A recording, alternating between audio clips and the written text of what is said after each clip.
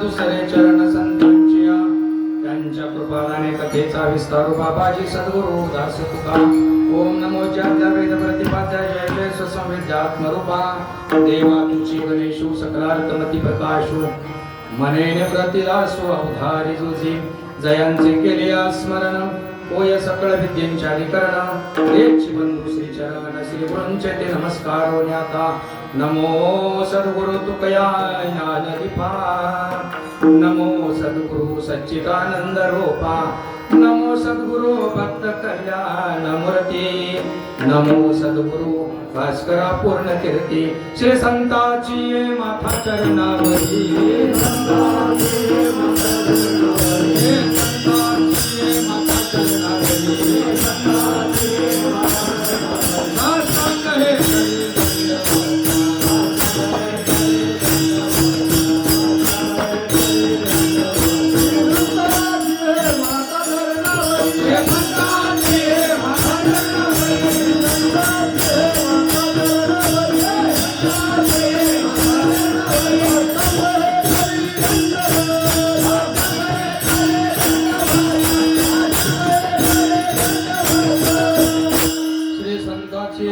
चरणावरी साष्टांग करे दंडवत विश्रांती पावलो संभाळा उदरी वाढले अंतरी प्रेम सो तुम्ही विश्वनाथ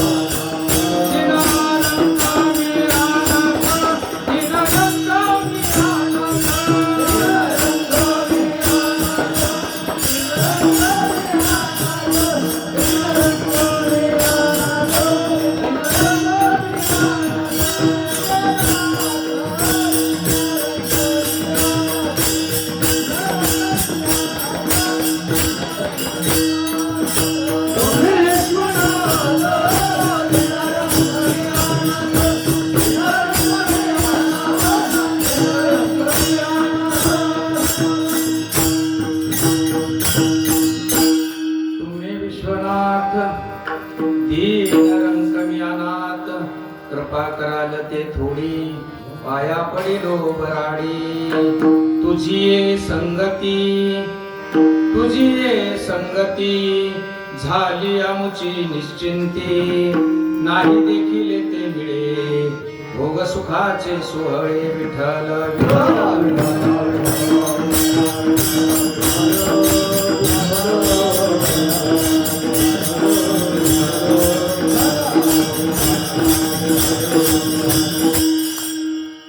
प्रस्तुत कीर्तन रूपी सेवेसाठी निवडलेला अभंग जगद्गुरु जगदवंदनीय या विश्वाचे गुरु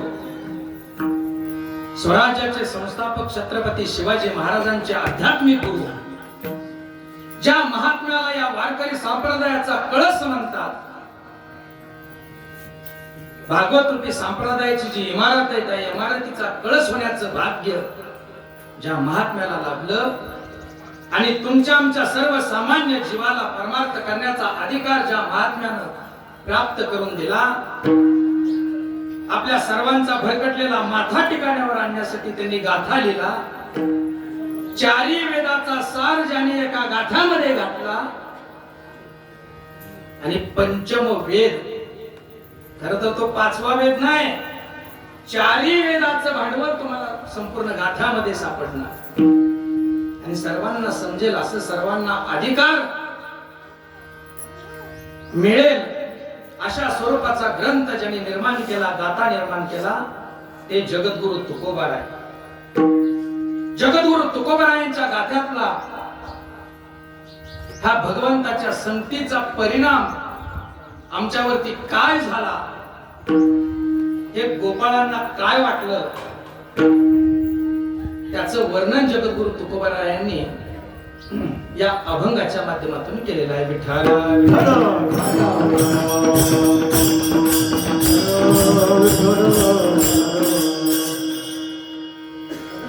काल्याच्या कीर्तनाला खरं तर गवळण असते किंवा काल्याचं वर्णन करणारे काय अभंग असतात. जगद्गुरु तुकोबारायांचे अभंग आहेत, माऊलींचे अभंग आहेत, नाथ महाराजांचे अभंग आहेत, ज्याच्यामध्ये काल्याचं वर्णन आलेलं असतं. असा अभंग काल्याच्या कीर्तनाला घेतात. संप्रदायाचा नियम आहे, संप्रदायाचं बंधन आहे, ते आपल्या सर्वांना परिचित आहे की अखंड हरिनाम सप्ताहातील शेवटचा दिवस हा काल्याच्या कीर्तनाने आपण त्या ठिकाणी संपन्न करत असतो. त्या अनुषंगानं हा जो अभंग काल्याचं वर्णन करणार आहे, त्या गोपाळांना त्या भगवंताची संगत लाभल्यानंतर त्या गोपाळांची काय भावना झाली. तुझी ये संगती, हे भगवंता तुझ्या संगतीनं आमची अवस्था कशी झाली बघा. आम्ही तुझ्या संगतीत असल्यामुळे आम्हाला कुठल्याही प्रकारची चिंता करण्याची कारण नाही. हे भगवंता आम्ही तुझ्या संगतीत असल्यामुळे आम्हाला कुठल्याही प्रकारची काळजी करण्याचं कारण नाही, कारण आमची काळजी दूर झालेली, आमची चिंता दूर झालेली. तुझी ये संगती झाली आमची निश्चिंती, आणि तुझ्या संगतीमुळं, तुझ्या सानिध्यात असल्यामुळं आता आम्हाला कुठल्याही प्रकारची चिंता नाही, आम्हाला कुठल्याही प्रकारची काळजी नाही. एवढंच नाही, आमची चिंता आणि काळजी सुटल्यामुळं आम्हाला जे प्राप्त कधी होऊ शकत नाही ते प्राप्त आम्हाला तुझ्या संगतीमुळे झालेलं आहे. नाही देखील ते मिळे भोग सुखाचे सोहळे, तुझ्या संगतीमुळं आम्हाला अशा काही गोष्टी मिळालेल्या आहेत की त्या आम्ही पाहिलेल्या सुद्धा नाही. बरोबर आहे. आपण अभंगाचा सविस्तर विस्तार पाहत असताना आपण, मी सांगेन तुम्हाला, पण त्या भगवंता तुझ्या संगतीमुळं आम्ही ज्या गोष्टी पाहू शकलो नाही त्या गोष्टी आम्हाला प्राप्त झालेल्या आहेत. पाहायच्या तर लांबच आहे, पाहायच्या तर लांब आहे, पण त्या आम्हाला प्राप्त झालेले आहेत. नाही देखील ते मिळेल भोग सुखाचे सोहळे, घरी ताकाचे सरोवर, घरी आमच्या ताक आहे आणि इथं काय नवनीत आहे. बरोबर. मग ताक काय, नवनीत काय, सांगेन पुढं सांगेन मग आता काय सांगताय. अभंगाचा संप्रदायाच्या नियमाप्रमाणे अभंगाचा थोडक्यात सार सांगायचा. तुका म्हणे आता आम्हा नवजो आम्ही नवजो दवडीला. म्हणजे आता जगद्गुरु तुकोबाराय या गोपाळांच्या भावना या अभंगातून व्यक्त करतात की आम्हाला आम्ही इथं आलेलो आहे, आता इथनं आम्हाला काय परत दुसरीकडे लावू नको. अशा प्रकारचा या अभंगाचा सरळ सरळ सरळ सरळ सार.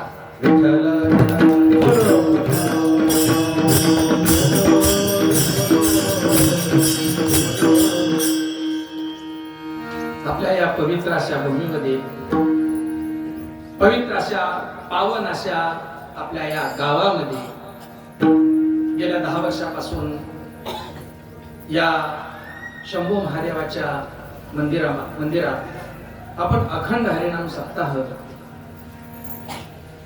गेल्या 10 वर्षापासून या ठिकाणी आपण करत आहोत. हे 10वं वर्ष. वैकुंठवासी आमचे खटके महाराज आणि स्वर्गीय बबन बापू पाटील यांच्या पुढाकारातून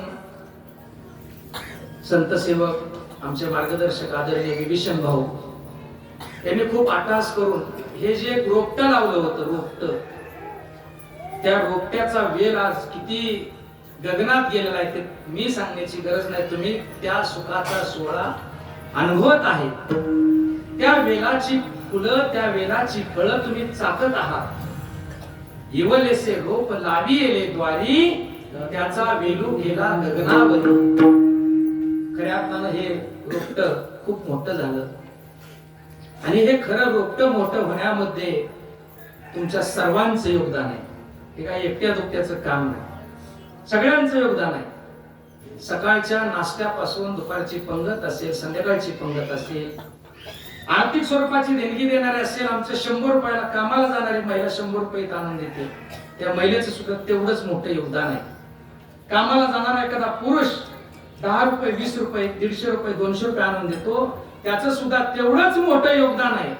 कारण हा खेळ एकल्याचा नाही. इथं पैसे खर्च करायला काय, एखाद्या माणसाला जर म्हणलं की तुम्ही अखंड हरिनाम सप्ताह तुम्ही करा, ठीक आहे, 5 लाख रुपये दिले, 6-10 लाख रुपये दिले करा म्हणजे तुम्हाला सप्ताह, पण ती त्याला शोभा नाही.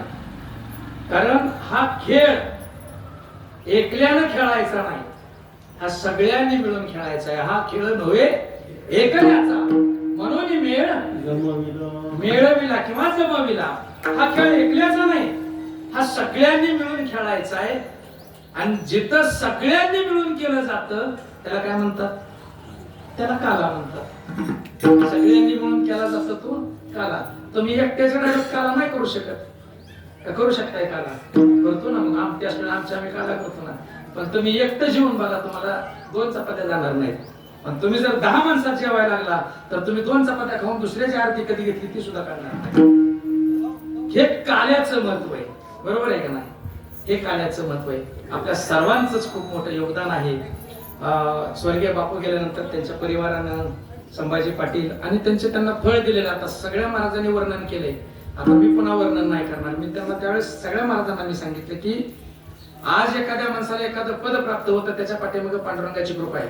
आम्ही इथं उभा राहिलो हे आमचं पुण्य नाही, ही पांडुरंगाची कृपा आमच्यावरती झालेली, आमच्या घराण्याची कृपा आमच्यावरती झाली, आमच्या पूर्वजांची कृपा आमच्यावरती झालेली आहे. कुणाचं तरी पुण्य आपल्या पदरात पडावं लागतं, तेव्हा ते फळ आपल्याला प्राप्त होतं. आता आपण लावलेलं झाडाचे फळ आपणच खात नाही ना. आताचे झाडं वेगळे आहेत, पण जुन्या काळातली झाडं बघा, फळ याला 10 वर्ष लागायची. 10 वर्षानंतर आलेलं झाड जे आहे ते 2-2 पिढ्या, 4-4 पिढ्या टिकतात. आता आपण नर्सरीमध्येच आंबे लागतात आणि ते आंबे कधी जळून जातात ते कळत बी नाही. आपलं पोरगं लहानाचं मोठं वस्तू आंबा जळून गेला. पण जुन्या काळातले जर आंबे बघितले आपण किंवा जुन्या काळातली जर झाडं बघितली तर ते 2-2, 3-3 पिढ्या झाडं टिकत आलेली आहेत. कारण ते फळ लावायचं आपण लावायचं असतं, झाड लावायचं आपण लावायचं असतं आणि फळं ही चाकायला पुढच्या पिढीकडे आपण ती काय द्यायची असतात. आपण जन्माला आलेलो आहोत. आपण जन्माला आल्यानंतर आपलं सगळ्यात मोठं कर्तव्य काय माहितीये का? आपल्या परंपरेकडून जो वारसा आलेला आहे ना, तो वारसा आपण टिकवायचा आहे आणि जसाच्या तसा तो वारसा काय करायचा, आपल्याला पुढच्या पिढीकडे द्यायचा आहे. बरोबर आहे? हे आपल्या जीवनाचं मुख्य कर्तव्य आहे, हे आपल्या जीवनाचं मुख्य काम आहे आणि ते काम खऱ्या अर्थानं तुम्ही सर्वजण त्या ठिकाणी करत आहात. संभाजी बबनराव पाटील यांना पंचायत समितीचे सदस्य म्हणून ते निवडून आले त्यांची सगळी टीम असेल आणि सगळे गावातले मंडळी, ज्येष्ठ मंडळी या ठिकाणी सगळे सदस्य आहेत, माजी सरपंच आहेत, सरपंच आहेत, सर्वच जण आहेत. आता मी सगळ्यांची नावं घेत नाही, सर्वांची क्षमा मागतो, कारण नावं घेतली तर मला फक्त भाऊनी सांगितले एका तासात 12-12:30 वाजता सगळं संपवायचे आणि माझ्या पुढे तर खूप मोठा पसारा आहे. पण तरी पण मी 12:30च्या पुढे अजिबात सुद्धा जाऊ देत नाही. तुमच्या सर्वांचंच खूप मोठं योगदान असंच लाभत राहो. शंभो महादेव तुमच्यावरती 100% कृपा केल्याशिवाय राहणार नाही. महादेव, शंभो महादेवाला आम्ही म्हणणार आहे की शंभो महादेवा, आम्ही जे नामस्मरण करतो, आम्ही जे भक्तिमय काय कार्य करतो, त्याच्यातून आम्हाला जे काय पुण्य प्राप्त होणार आहे ते पुण्य सुद्धा या सर्वांना वाटून दे बाबा. कारण ही लोक जोपर्यंत साथ करतात तोपर्यंत कार्यक्रम टिकणार आहे. ही लोक जोपर्यंत साथ करत नाहीत, साथ करायची बंद झाली, हा कार्यक्रम टिकवू शकत नाही. हा कार्यक्रम बहरत चाललाय. याचं कारण म्हणजे तुम्ही तनानं, तुम्ही मनानं आणि तुम्ही धनानं इथं हजर आहे. आणि मला तर आबा इथल्या लोकांचं मला तर इतकं कौतुक वाटतंय ना, ही जवळजवळ अख्खी आळी, बरं का, अख्खी आळी महादेव नगर म्हणा की घटकावर, घरातल्या बायका पोरापासून लहान मुलापासून एवढी छोटी छोटी मुलं सुद्धा संध्याकाळी पंक्ती करून तुम्हाला वाढताना दिसत आहेत. हे कशामुळं जुळलं? कारण त्यांच्या अंतःकरणात ती भक्ती, त्यांच्या अंतःकरणात ते संस्कार, त्यांच्या अंतःकरणामध्ये ते प्रेम मुरलेलं आहे. किती कौतुक आहे बघा तुम्ही. सगळी माणसं, सगळी मंडळी, महिला असतील, पुरुष असतील, लहान लहान छोटी छोटी मुलं आहेत, हे त्यांच्यावरती बिंबल्या गेलंय आणि ती सगळी याच्यामध्ये सहभागी झालेली आहे. त्या लोकांचं मनावर तेवढं आभार आपण मानूच शकत नाही यांचा आभार. कारण इथल्या लोकांची खूप मोठी साथ आहे. महाराजांची व्यवस्था असेल, स्वयंपाक पाण्याची व्यवस्था असेल, पंक्तीची व्यवस्था असेल. काय पंक्ती, एवढ्या मोठ्या पंक्ती बसतात, पण किती वाढपे, जवळजवळ 25-30 वाढपे, पण एका ठिकाणी सुद्धा कमतरता जाणवत नाही. नुसतं आव्हान केलं ना आमच्या कार्यकर्त्यांनी पंक्तीमध्ये लक्ष द्या, 5 मिनिटात तर वाढून झालं, लगेच म्हणते ती मनाश्लोक पंगत बसली. एवढी क्विक प्रोसेस. कारण ही सगळी मंडळी झटतात, ही सगळी मंडळी राबतात. यांना कितीही तुम्ही काहीही द्या, पण त्यांचं ऋण आपण कधी कमी करू शकत नाही, त्यांचं ऋण आपण कधी फेडू शकत नाही. या सर्वांचाच धन्यवाद व्यक्त करतो. प्रस्तावनेमध्ये मी जास्त वेळ न घालता शंभो महादेवांची कृपा सर्वांच्यावरती हो. आमच्यावरती तर शंभो महादेवाची कृपा झालेलीच आहे. कारण आम्ही इथं कीर्तन करण्यासाठी, परमार्थ करण्यासाठी आम्ही तर पात्र नाहीच, परंतु महादेवाची कृपा आमच्यावरती झाली. त्याच्यामुळे आम्हाला हे कसं तरी येडेवाकडे 2-4 शब्द आम्ही तुमच्या पुढे बोलू शकतो. ते आमचे नाहीत, ते शंभो महादेवाचे आहेत, ते प्रत्यक्ष पांडुरंगाचे आहेत, ते प्रत्यक्ष जगद्गुरु तुकोबारायांचे आहेत. विठ्ठल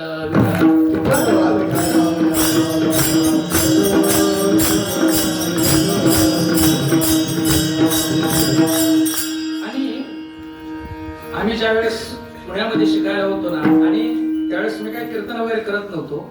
वैयक्तिक मी काय सांगणारच नाही, मला कार्याच्या कीर्तनावर यायचे. पण एक मुद्दा मला जो वाटत होता तो मुद्दा बऱ्यापैकी सक्सेस झाला असं मला जाणवलं. त्यावेळेस मला वाटायचं की आपल्या गावामध्ये सुद्धा खूप मोठे असे सप्ते वगैरे व्हायला पाहिजेत. कारण पुण्यामध्ये पाहिलं होतं मी की सगळी मंडळी, आता तुम्ही या ठिकाणी सगळे मदत करता, येता, उपस्थित राहता, काय आर्थिक स्वरूपाचं दान असेल, पंगत असेल, कुठं ना कुठं सहभागी होता. कमी पडलं तर मला अनेक जणांचे फोन आले की सर कमी पडले की तुम्ही मला सांगा, आम्ही तिथं हजर आहे. एवढं प्रेम हे सगळं आम्ही पुण्यामध्ये पाहिलं होतं. आणि त्यावेळेस मनामध्ये येऊन घेतलं की मला वाटत होतं की आमच्यातले जे सगळे एज्युकेटेड ऑफिसर आहेत त्या सर्व ऑफिसरनी जर आपल्याला मदत केली, कारण आमच्या शेतकऱ्याकडे आम्ही किती वेळा पैसे मागणार आहे. अनेक कार्यक्रम असतात, गणपती वर्गण आहे, नवरात्र महोत्सव आहे, अनेक मंदिराचं काम असतंय, कुठं अनेक सार्वजनिक काम असतात आणि आपल्या शेतकऱ्यांची परिस्थिती बघतोय आपण कशी परिस्थिती आहे. मग ह्याच्यामध्ये जर आपल्या या सर्व सर्व्हिसमॅनचं जर आम्हाला सहकार्य लाभलं तर आपल्याला हे अतिशय चांगल्या पद्धतीने करता येईल. आणि हे जे सर्व्हिसमॅन आहेत सर्वच जण, यांना बाहेर त्यांच्या कामाच्या निमित्तानं या संप्रदायामध्ये वेळ मिळत नाही. मी भाऊंना गेल्या 5 वर्षापूर्वी हा प्रस्ताव भाऊंच्या पुढे ठेवला आणि एक अधिकारी आम्ही त्या ठिकाणी या कार्यक्रमामध्ये आम्ही सहभागी करून घेत आहोत. आमचे मित्र, आम्ही वर्गमित्र आहे बरं का, आमचे मित्र. आणि वर्गमित्र नुसतं नाही, 1ली ते 15वी पर्यंत, म्हणजे BA पर्यंत म्हणा की ग्रॅज्युएशन पर्यंत 15 म्हणजे सगळ्याला समजायसाठी तसं सांगितलं. 15 वर्ष आम्ही एकत्र शिकायला होतो आणि भाऊंनी साहेबांपुढे प्रस्ताव ठेवल्यानंतर साहेबांनी लगेचच होय म्हटले आणि त्यांचे बंधू अचानक या सर्वांना सोडून गेले आणि त्यांच्या बंधूच्या प्रित्यर्थ ही पंगत गेल्या वर्षीपासून ते घालतात आणि त्यांनी सांगितलंय की आम्ही काय नाही म्हणत नाही, तुम्ही कंटाळताय तोपर्यंत आम्ही ही सेवा देतो. आणि स्वतः जातीला उपस्थित राहतात. 3-4 दिवस झाले इथं ते उपस्थित राहिले. मनावर तेवढा धन्यवाद. आणि अनेक अधिकारी याच्यामध्ये, आता मी सर्वांची नावं घेत नाही, प्रत्येक अधिकाऱ्याने इथं दान याच्यामध्ये दिलेले आहे आपल्याला. आपण त्यांच्या वडिलाच्या नावावरती असेल, भावाच्या नावावरती असेल, जे घरातले ज्येष्ठ मंडळी आहेत त्यांच्या नावावरती आपण ते त्या ठिकाणी टिपलेलं आहे. आणि या सर्व अधिकाऱ्यांना या सप्ताहामध्ये समाविष्ट करण्याचं काम आम्ही करू शकलो, त्याबद्दल शंभू महादेवाच्या चरणी आम्ही नतमस्तक होतो. आणि ही भक्ती अनेक राहिलेले जे काय अधिकारी आहेत त्यांच्यामध्ये सुद्धा ती भावना निर्माण व्हावी आणि कुठल्या ना कुठल्या सामाजिक कार्यामध्ये त्यांनी मदत करावी अशी भावना व्यक्त करतो. विठ्ठल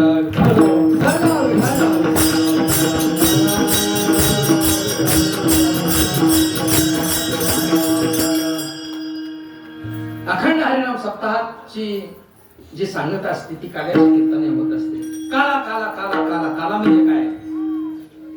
कालाचे प्रकार खऱ्या अर्थानं 3 पडतात. कसला काला? तुम्ही लहान मुलांना काला देता. कशाचा देता? दह्या दुधाचा काला देता. दह्या दुधाचा एक काला, काल्याचा प्रकार. दुसरा काला कोणता?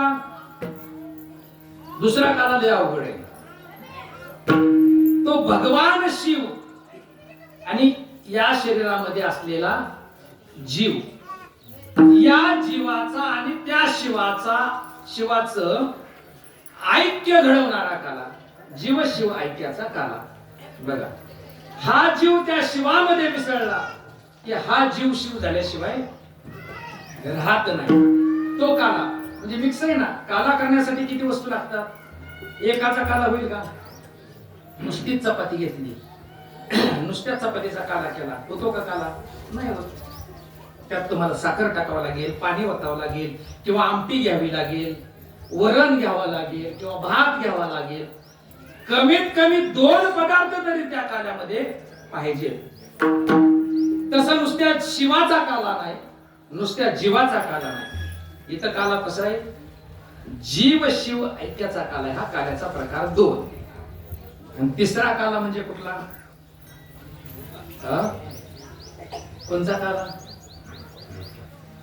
गोपाळांचा काला, जो गोपाळांनी गोकुळात केलेला काला होता, आहे का नाही? नामाचा काला, बरोबर. हरिनामाचा खिचडी काला, कसं विशेषण वापरलंय त्याला, हरिनामाचा खिचडी काला, तो गोपाळांनी केलता. आणि तोच काला आपण इथं करतोय. बरं का, या काल्याला तुम्ही सहजासहजी घेऊ नका. कारण इथं फक्त तुम्हीच नाही बरं का, या काल्याच्या कार्यक्रमाला उपस्थित फक्त आपले ग्रामस्थच नाहीत असं नाही, तर स्वर्गीचे अमर इथं हजर आहेत. इथं काल्याच्या ठिकाणी. त्याच्यामुळे काय झालंय? स्वर्गामधला कार्यक्रम बंद पडलेला आहे. आजी ओस अमरावती, आजी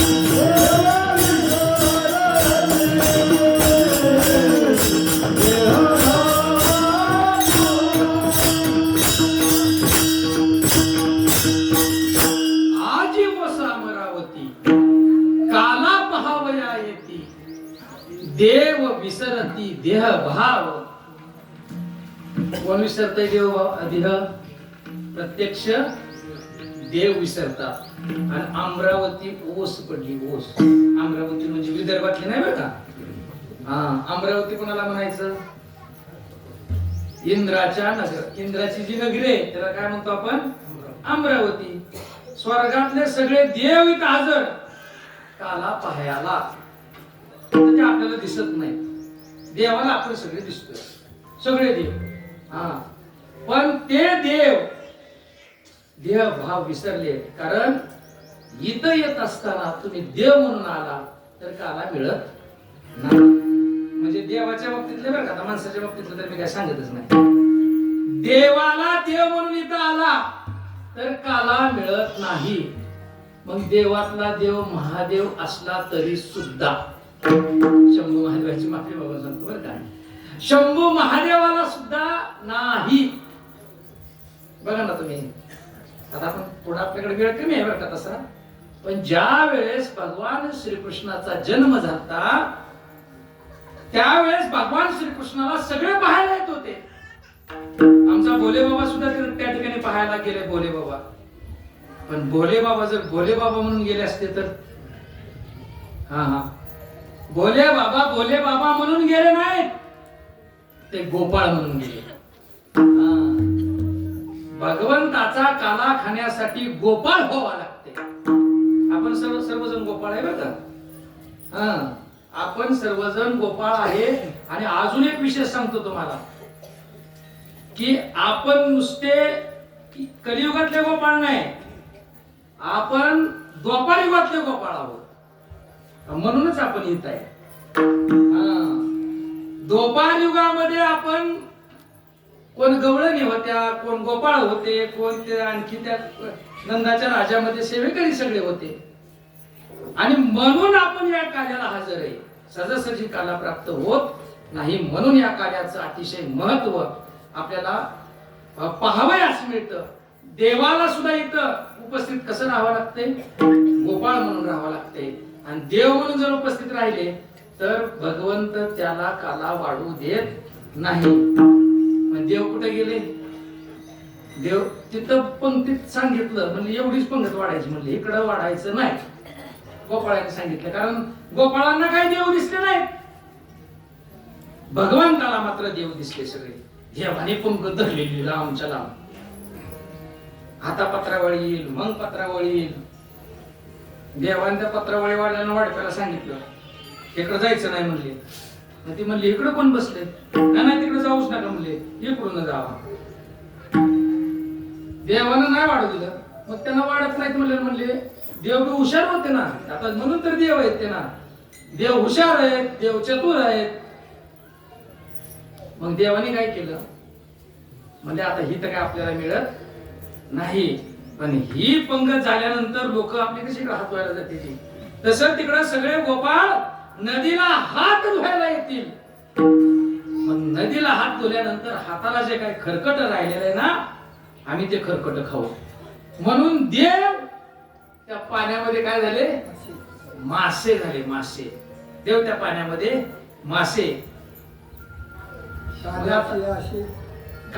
काल्याच्याही असे देव जळी झाले मासे. आता हे काय भगवंताला कळालं नाही का? हे भगवंताला कळालं. त्याने सांगितलं गोपाळांनो, आज नदीला हात धुवायला जायचं नाही. गोपाळ म्हणले का बरं नाही म्हणले. का नदीला महापूर आलाय का? नाही नदीला महापूर वगैरे काय आला नाही. तुम्ही गोपाळांनो नदीकडे जायचं नाही. गोपाळच्या काळात ऐकत होते सगळे. मग म्हणले काय करायचं? बरं म्हणले आपण म्हणले कुठेतरी हात असे पुसून येऊ. नाही म्हणले मी सांगत तिथं हात पुसायचे. म्हणून आपल्या पार्श्व भागावरती देवानं हात पुसायला लावले. कारण फक्त देवाचं स्थान इथं नाही, तुम्ही इथं पुसा. शरीराच्या प्रत्येक ठिकाणी कुठला ना कुठला देव उपस्थित आहे. मग तिथं जर आपण हात पुसला तर तिथं प्रत्यक्ष देव तिथं उपस्थित होईल आणि तिथला तो काला भक्षण करल. म्हणून देवानं हात पुसायला लावले आणि भगवंतानं हात पुसायला लावले. आणि अख्ख्या देवाला काल्यापासून वंचित राहावं लागलं. पण तो देवांना वंचित असलेला काला आमच्या साधू संतांनी तुमच्यासाठी सहज प्राप्त करून दिला. तुका म्हणे वाळवंट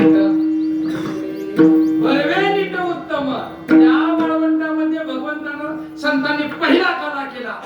या भूमीमध्ये आपण जवळजवळ पहिले 5 दिवस आपण नुसतं संतांचं वर्णन, संतांची महती, संतांचं महत्व हे आपण ऐकत आलेलो आहोत. या आजच्या युगामध्ये संतांनी किती मोठं कार्य करून ठेवलेलं आहे. भगवंताला दुर्लभ असलेला काला, देवाला दुर्लभ असलेला कालवा आमच्यासाठी सहज प्राप्त करून दिला. ही काम कुणाचं आहे? हे कार्य कुणाचं आहे? हे कार्य संतांचं आहे.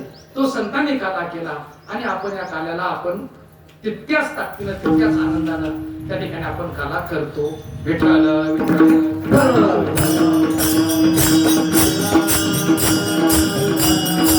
भगवंताच्या संगतीमध्ये सर्व गोपाळ आलेले आहेत. कारण त्या गोपाळाला आधी खूप भीती होती. त्या गोपाळाला खायला प्यायला मिळत नव्हतं. त्या गोपाळावर कोणी अन्याय केला तर त्याला न्याय द्यायला कोणी नव्हतं. अनेक अडचणीचा त्या गोपाळांना सामना करावा लागत होता. पण प्रत्यक्ष भगवान श्रीकृष्णाचा जन्म झाला आणि भगवान श्रीकृष्णाचा जन्म झाल्यानंतर गोपाळ त्या भगवंताच्या संगतीत आले आणि त्या गोपाळ भगवंताच्या संगतीत आल्यानंतर त्या गोपाळांना इतकी ताकद मिळाली. आम्ही आमच्या साध्या केसाला सुद्धा कोणी ढाका लावू शकत नाहीत का? आमच्या बरोबर कोण आहे? आमच्या बरोबर प्रत्यक्ष भगवंत आहे. आणि ज्याच्या बरोबर भगवंत असतो त्याला कशाची भीती आहे सांगा बरं तुम्ही? पाहते पांडव अखंड वनवासी. पांडवांच्या बरोबर कोण होतं? प्रत्यक्ष भगवंत होते, भगवान श्रीकृष्ण होते. आणि सगळे भगवंताचं सगळं सैन्य, सगळे नातलग त्या पांडवांचे हे कौरवाच्या बाजूने होते. पण विजय कुठे असतो? ज्याच्या बरोबर देव आहे, विजय त्याचा आहे. बरोबर आहे. भगवंत त्या अर्जुनाला म्हणाले, मी नाही कथा सांगणार, थोडक्यात सांगतो. भगवंत त्या अर्जुनाला म्हणाले, अर्जुना अरे मी एकटाच आहे आणि त्याच्यातही मी शस्त्र धरणार नाही, मी युद्ध करणार नाही, मी फक्त सारथ्य करेन. अर्जुन म्हणला, देवा तुझं सगळं सैन्य तिकडे जाऊ दे, शस्त्र साठा तिकडे जाऊ दे, अण्वस्त्र तिकडे जाऊ दे, सगळं तिकडे जाऊ दे, तू फक्त माझ्या बरोबर पाहिजे. अरे तुझा पराभव होईल. देवा होऊ दे माझा पराभव, पण तुमच्या शिवाय आम्ही राहणार नाही. म्हणून कौरवांनी किती संकट पांडवांवरती आणण्याचा प्रयत्न केला.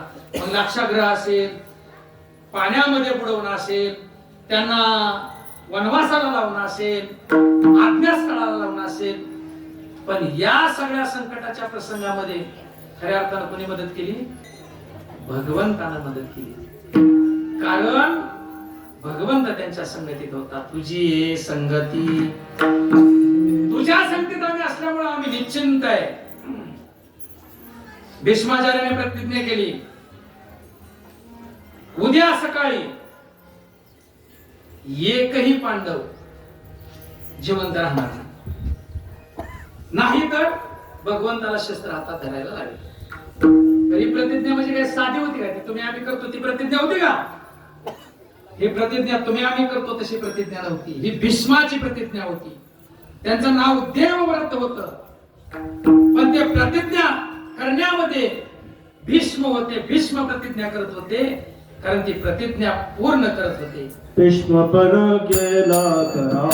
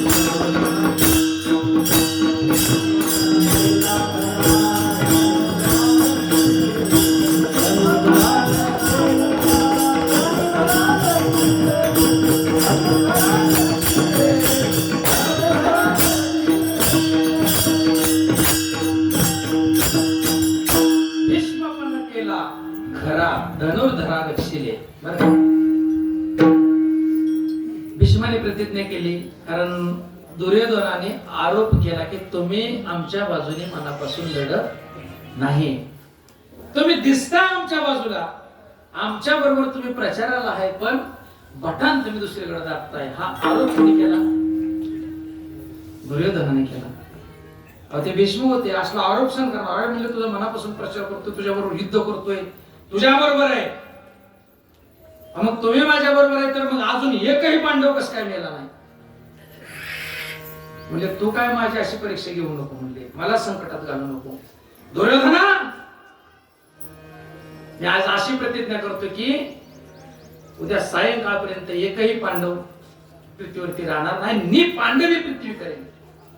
आणि तसं नाही झालं तर भगवंताला शस्त्र हातात धरायला लागेल, भगवंताला त्याची प्रतिज्ञा मोडायला लागेल. आणि भगवंत जर मध्ये नाही पडला तर पांडवांचं काहीच खरं नाही. हे भगवान श्रीकृष्णाला कळालं की भीष्मांनी प्रतिज्ञा अशी अशी केली. मग युद्ध झालं, सर्वजण आपापल्या त्या याच्यामध्ये जाऊन, महालामध्ये जाऊन आराम करू लागले. सगळे पांडव झोपले, द्रौपदी झोपली, पांडवांची मुलं झोपली, सगळं सैन्य झोपलं. पण भगवंताला काळजी लागली की आता जर, कारण ते भीष्माचे शब्द आहेत, हा भीष्म पण खरा करायचा आहे, आता काहीतरी योजना केली पाहिजे. ज्याच्या मुखातून निघले त्याच्याच मुखातून उशाप सुद्धा काढावा लागतोय. आशीर्वाद त्याच्याच मुखातून काढावा लागतोय, तरच पांडव वाचतायत, अन्यथा पांडव वाचत नाही. मग भगवंत दन दन दन दन दन दन दन दन पांडवांच्या महालात गेले. आणि महाल म्हणजे त्या अशा राहुट्या टाकलेल्या होत्या युद्धाच्या, त्याच्यात गेले. सगळी आपली गोरत होते, झोपलेले होते. आणि द्रौपदीला उठावलं, हे द्रौपदी उठ.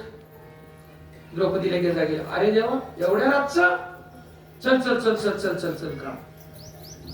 आता त्या द्रौपदीने कुठं जायचं आणि काय जायचं असला काय प्रश्न उलटा केला नाही. देव चाल म्हणतोय ना, द्रौपदी उठली देवाच्या मागे निघाली. चल म्हणले जायचं. सगळे पांडव तिथं सगळं झोपलेले. आणि देवानं त्या पांडवांवरती नजर टाकली, किती निश्चिंतपणे झोपलेले आहेत. त्यांना माहित आहे उद्या काय इथं होणार आहे. ते उद्या पांडव शिल्लक राहणार नाही अशी प्रतिज्ञा भीष्माने केली. द्रौपदीला घेतलं आणि भीष्माच्या दारात गेले. त्यांनी सांगितलं, थांब म्हणले, ते तुझ्या पायातला जोडा आहे ना, जोडा म्हणजे सँडल चपला काय असतील ते, तो तेवढा काढ. का? आज जाताना आवाज होते म्हणजे आवाज. भगवंतानं ते जोडे काढायला लावले, आपल्या हातात घेतले आणि डोक्यावरती घेतले. आणि भगवंत त्या द्रौपदीला आणि सांगितलं, गेलं की भीष्माचार्याच्या पाया पडायचं. आणि पाया पडताना जरा थोडा पहिल्यानाचा आणि आपल्या बांगड्याचा आवाज करायचा. एवढं तिथं काय विचारलं नाही, असं का करायचं का करायचं, सांगल तेवढं ऐकायचं. द्रौपदीला सगळं माहिती होतं. देव सांगतोय म्हणजे काहीतरी याच्या पाठीमागची योजना आहे. भगवंताचं नामस्मरण करत भीष्माचार्य बसलेले होते. आणि आपल्या पैजनाचा आणि बांगड्याचा आवाज करत द्रौपदीनं दर्शन घेतलं. भीष्माचार्याची समाधी लागलेली होती, डोळे झाकलेले होते. आणि भीष्माचार्यांना वाटलं कोणतरी ज्याच्या हातामध्ये बांगड्याचा आवाज आहे ती कोणतरी एखादी सौभाग्यवती असेल, म्हणून अखंड सौभाग्यवती असा भव असा आशीर्वाद देऊन टाकला. आणि एवढ्या रात्रीचं माझ्याकडे कोणती महिला दर्शनासाठी आली, सहज मुखातून आशीर्वाद गेला. आणि त्यांच्या मनामध्ये विचार आला की एवढ्या रात्रीचं कोणती महिला माझ्याकडे दर्शनासाठी आली, म्हणून डोळे उघडले.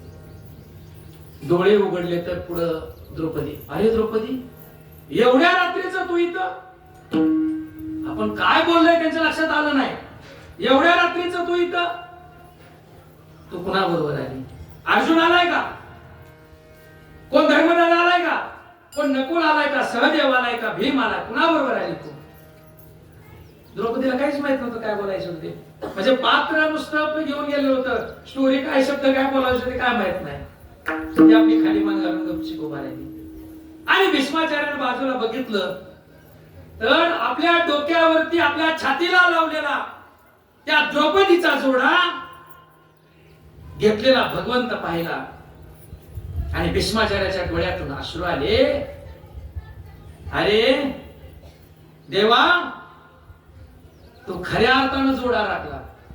जोडा सांभाळण्याचं काम तू केलं. नुसता पायातला जोडा सांभाळला नाही तर तू या पांडवांचा जोडा, तू द्रौपदीचं सौभाग्य तू टिकवलं. कारण तू माझ्या मुखातून वर आशीर्वाद काढून घेतला. अखंड सौभाग्यवती भाऊ. मग आता दुपारी दुर्योधनाला सांगितलेलं खरं का आताच खरं? कुठलं तरी खरं व्हावं लागत असेल ना. म्हणून भीष्मपणा केला खरा, धनुर्धारा रक्षले. दुसऱ्या दिवशी भीष्माने असं युद्ध केलं की शेवटी भगवंताला धनुष्य हातामध्ये घ्यावं लागलं. भगवंतानं धनुष्य हातात घेतलं की भीष्माचार्यानं धनुष्य खाली टेकवलं आणि भगवंताच्या येऊन पाया पडले. देवा, माझ्यासाठी तुझी प्रतिज्ञा तू मोडू नको, मी माझी प्रतिज्ञा माघारी. भीष्मपणा केला खरा, धनुर्धारा रक्षले. मला ती कथा सांगायची नाही. तुझी संगती, आम्ही तुझ्या संगतीत असल्यामुळे आम्ही पांडव निश्चिंत का झोपले होते? कारण तुझी संगती झाली आमची निश्चिंती. नाही देखील ते मिळे भोग सुखाचे सोळे, नाही देखील ते मिळे. काय बघितलं नाही त्यात आपण मगाशी मी तुम्हाला सांगितलं की काल्यासारखा प्रसाद स्वर्गातल्या देवांना दुर्लभ आहे, तो आम्हाला प्राप्त झाला. इथं आम्ही भजन पूजन कीर्तन करतो, अखंड हरिनाम सप्ताह करतो. हे आम्ही पाहतोय ते ना, हे नाही देखील येते ना, हे नाही देखील येते, हे आम्ही पाहत नाही, ते आम्हाला प्राप्त झालेलं आहे. नाही देखील येते मिळे भोग सुखाचे सोहळे. बर ठीक आहे. मग हे घरी बसून करता येत नाही का? मग महाराज तुम्हीच त्या दिवशी सांगितलं नाही का महाराजांनी? आम्ही ऐकलं ना कुठंतरी कीर्तनामध्ये, ठाईच बैसोनी करा एक चित्त, आवडी आनंद आळवावा. मग इथं मंदिरात जाण्याची काय गरज आहे? आता मी जास्त काय सांगत नाही का? नाही बरं का. भावाने मी एक दिवशी एका ठिकाणी होतो, आम्हाला एक मनुष्य आला. म्हणलं काय चाललंय? म्हणलं काय ना, आपला अखंड हरिनाम सप्ताह हा खूप छान चाललाय आमचं. आपल्यातलं नव्हतं बरं का ते, इथलं नव्हतं, बाहेरचं होतं. खरंच बाहेरचं होतं. ते म्हणते ते कीर्तन करत तसं नाही, तसं नाव सांगून नाही तर तुम्हाला नाव गाव पत्ता सांगितलं असता. कारण आमच्या गावाचं म्हटलं तर त्या गावाचं विनाकारण चर्चा होती म्हणून काय सांगत नाही. त्याने आम्हाला सहज सांगितलं. म्हणले आम्ही नसते म्हणले याच्यामध्ये बरं का. आम्हाला असं धन्यवाद. मला तुमचं नसलं तरी बाबा तुम्ही तुमचं काय असतंय पुण्य म्हणलं तसं. म्हणले आम्ही काय पाप करत नाही, त्याच्यामुळे आम्हाला परमार्थ करण्याची गरज नाही. जी लोक पाप करतात ती लोक सत्यात भजन हरी पूजन कीर्तन करतात. आम्ही म्हटलं पुंडलिकावर द्यायला चला म्हणलं आपलं. ही वस्तुस्थिती आहे, खोटं नाही. मी नारदाच्या गादीवर सांगतोय. ह्याला 4 दिवस झाले बघा, खोटं सांगत नाही. मग तुम्ही पाप केलंय का? तुम्ही पाप केलंय म्हणून येत आहे का पुण्य केलंय म्हणून येत आहे? फक्त मला खरं सांगा. पुण्य म्हणून आहे ना, आम्ही पुण्य केले, आमच्या पूर्वजांनी पुण्य केले म्हणून आपण येत आहे. लक्षात घ्या. कारण घरी बसून तुम्ही नामस्मरण करू शकता. महाराजांचं प्रमाण ते सुद्धा बरोबर आहे, परंतु घरी बसलं तर आमचं चित्त लागत नाही. आता तुम्ही गुरुवारची पूजा वाचताना सुद्धा किती अडथळे निर्माण होतात सांगा बरं. मालक मध्येच बोलतात, भाऊ मध्येच बोलतो, मुलगा मध्येच बोलतो, मुलगी मध्येच बोलतो, सासूबाई मध्येच बोलतात. आपली शांबालीची कथा तिसरीकडे जाते. पुन्हा कुठल्या वेळेला आलं ते कळत नाही. पुन्हा पहिल्या पानावर, म्हणजे 15 मिनिटात कथा संपायची त्याला अर्धा तास लागतो. कारण आमचं चित्त लागत नाही. पण इथं बसल्यानंतर तुम्ही इथं जे कीर्तनामध्ये 2 तास बसता, त्या 2 तासामध्ये तुमच्या घरचं काय आठवलं तुम्ही खरं सांगायचं. तुम्हाला काय आठवलं का फक्त सांगा. इथं बसल्यानंतर का मला घरी जाऊन हे काम करायचंय, माझं रानात पाणी चालू आहे, माझं शेतामध्ये आणखी काय खुरपणी चालू आहे, माझं शेतामध्ये काय फवारण्या चालू आहे, काय तुम्हाला आठवतंय सांगा. काहीच आठवत नाही. माझ्या तर आज महिला कामाला आहे बरं का. 4 महिला कामाला आहेत. आम्ही सगळे येते म्हणलं तुमच्या तुम्ही करा. तिकडे एक स्पीकरचं तोंड आहे म्हणलं तुम्ही तिथं बसून कीर्तन ऐका म्हणलं. ते आता मी कामाचं सांगितल्यामुळे ते माझ्या आता लक्षात आलं, तर ते माझ्या लक्षात नव्हतं काय विषय आहे ते. म्हणजे आम्ही इथं बसल्यानंतर आम्ही या देहाला विसरतो आणि त्या भगवंताशी एक रूप होतो. म्हणून आमच्या घरी टाकाचे सरोवर आहे. आमच्या घरी टाक आहे, पण इथं काय? इथं नवनीत आहे. नवनीत तुम्ही घरी टाक करता का नाही? टाक म्हणजे दह्याचं आपण ते घुसळण केल्यानंतर शेजारणीला काय देता? लोण्याचा गोळा, ए म्हातारे आज ताक केलंय बघ, एक लोण्याचा गोळा घेऊन जा. असं कधी कोण म्हटलंय का? कधीतरी म्हटलेत का? अहो ते संपलं हलवून हलवून तरी एकदा अजून मिक्सर मधनं काढते तीस आणि नुसता फेस फेस गोळा करून घेते तीस. ताकामध्ये कुठल्या प्रकारचं लोणी जाता कामा नये. आणि मग जे ताक, आणि मग ते समजा त्या म्हातारीनं नाही नेलं, म्हातारी म्हणली नको ताक, गारटा सुटलाय, घसा बिघडतोय, म्हणजे खोकला लागतोय, ताक नको. मग तुम्ही काय करता? आता बादलीवर ताक असतं तेवढं सरतं का? म्हशीला आंघोळ घालतो मी ताकाची. खरंय का नाही? हा, ताकाला वाईट म्हणणार नाही बरं का मी, पण कंपॅरिझन नवनीता बरोबर आहे. नवनीत हे सार आहे, ताक हे असार आहे. इथं महाराजांनी जे ताकाची उपमा दिले ना, जे आमच्या घरचे जे प्रपंचातले जे विषय, जे माईक पदार्थ आहेत, त्या विषयाला ताकाची उपमा दिली. घरी ताकाचे सरोवर, घरी ताकाचं सरोवर आहे. इथं नवनीताचा पूर आला, इथं महापूर आहे नवनीताचा. बघा इथं नुसतं सार आहे, सार. इथं तुम्ही राम म्हटलेला आहे, इथं तुम्ही बसलेला आहे, इथं तुम्ही अन्न भक्षण केलेलं आहे, इथं प्रसाद घेतलेला आहे. अन्न म्हणून ते अन्न राहत नाही, तो प्रसाद होतो. बघा ना, तो प्रसाद आहे, ते नवनीत आहे, ते सार आहे. म्हणून घरी ताकाचे सरोवर, इथे नवनीताचे पुर.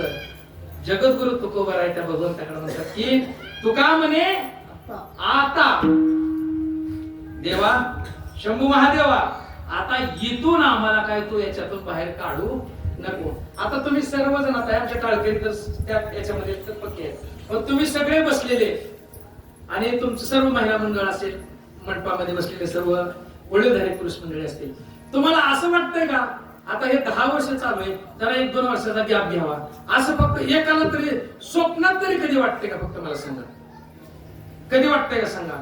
जवळजवळ आपल्या गावामध्ये, आता इतर गावामध्ये आपण जर बघितलं तर गावामध्ये साधारणतः एखादा सप्ताह असतो, एखादा दुसरा सप्ताह असतो. आपल्या गावामध्ये जवळजवळ 5 सप्ते होत आहेत आणि भव्य आणि दिव्य होत आहेत. पण आमची जनता कधीच कंटाळली नाही सप्त्याला.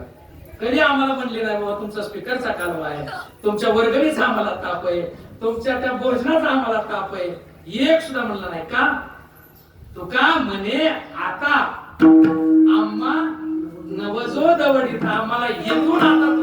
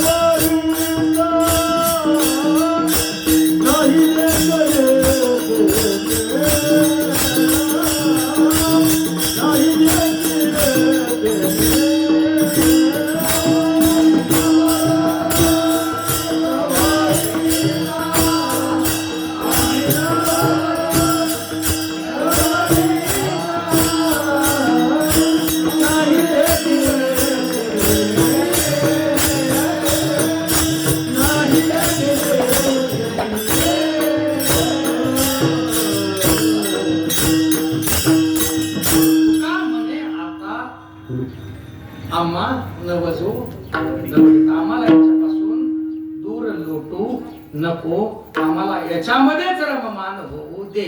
विठोबा रखुमान